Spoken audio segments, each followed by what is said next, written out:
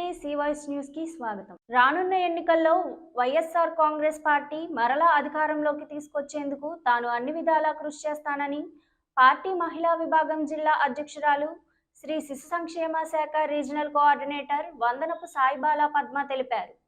YSR Congress party మహిళా విభాగం జిల్లా అధ్యక్షురాలుగా సాయిబాలా పద్మ వరుసగా 6వసారి నియమితులయ్యారు. దీంతో పార్టీలకు అతీతంగా పలువురు ప్రముఖులు సాయిబాలా పద్మను కలిసి అభినందనలు తెలియజేశారు. ఈ సందర్భంగా ఆమె మాట్లాడుతూ తన పనితీరును గుర్తించి మరలా పార్టీ జిల్లా అధ్యక్షురాలుగా నియమించినందుకు నాయకులకు కృతజ్ఞతలు తెలిపారు. రానున్న ఎన్నికల్లో మరలా వైఎస్ఆర్సీపీని మరలా అధికారంలోకి తీసుకొచ్చేందుకు తాను కృషి చేస్తానని స్పష్టం చేశారు. అనంతరం ఆర్యవైశ్య సంఘాల ప్రముఖులు మాట్లాడుతూ పార్టీ కోసం అహర్నిశలు కృషి చేస్తున్న సాయిబాలా పద్మను మహిళా విభాగం రాష్ట్ర అధ్యక్షురాలిగా నియమించాలని కోరారు.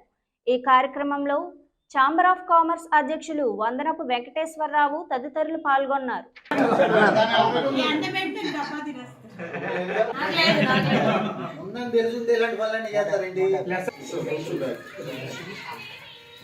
ఈ రోజున మా మీద అభిమానంతో ఇక్కడికి వచ్చిన ప్రతి ఒక్కరికి కూడా ధన్యవాదాలు తెలియజేస్తున్నాను. ముఖ్యంగా 2014 నుంచి కూడా ఈ రోజు వరకు జిల్లా మహిళా అధ్యక్షురాలుగా మరి నన్ను నియమిస్తూ ఉన్న గౌరవనీయులు శ్రీ జగన్మోహన్ రెడ్డి గారికి నా ప్రత్యేక ధన్యవాదాలు తెలియజేస్తున్నాను. జిల్లా అధ్యక్షులైన ఆళ్లనాని గారికి, చింతలపూడి శాసనసభ్యులు ఉన్నమట్ల ఎలిజా గారికి, ఎంపీ కోటగిరి శ్రీధర్ గారికి, అలాగే మన జిల్లాలో ఉన్న మిగిలిన శాసనసభ్యులందరికీ కూడా మరి నన్ను నియమించినందుకు ప్రతి ఒక్కరికి పేరు పేరున నా ధన్యవాదాలు తెలియజేస్తున్నాను. వైఎస్ఆర్ కాంగ్రెస్ పార్టీలో మొదటి నుంచి కూడా పనిచేస్తూ 2019లో ఎలాగైతే అధికారంలోకి వచ్చామో ఇప్పుడు 2024లో మరి ముఖ్యమంత్రి గారు చెప్పినవన్నీ చేస్తూ కూడా ప్రతి కార్యక్రమాన్ని ఇచ్చిన ప్రతి హామీని నిలబెట్టుకుంటూ అభివృద్ధి సంక్షేమము 2 కళ్లుగా మరి మన ప్రభుత్వం కొనసాగుతుంది. ఇలాగే ఈ పథకాలన్నీ కూడా నెరవేరుస్తూ అట్లాగే ఈ 2024లో కూడా భారీ మెజారిటీతో గెలవడానికి సంసిద్ధంగా ఉన్నాము. ఈ రోజు జంగారెడ్డిగూడెం వందనపు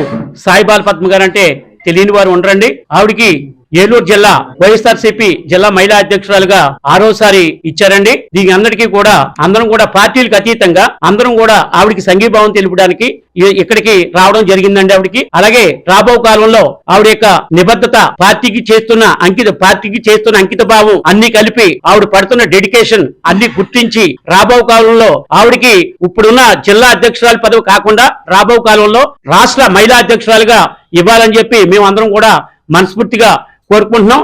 ఈ వార్తలు ఇంతటితో సమాప్తం. నమస్కారం.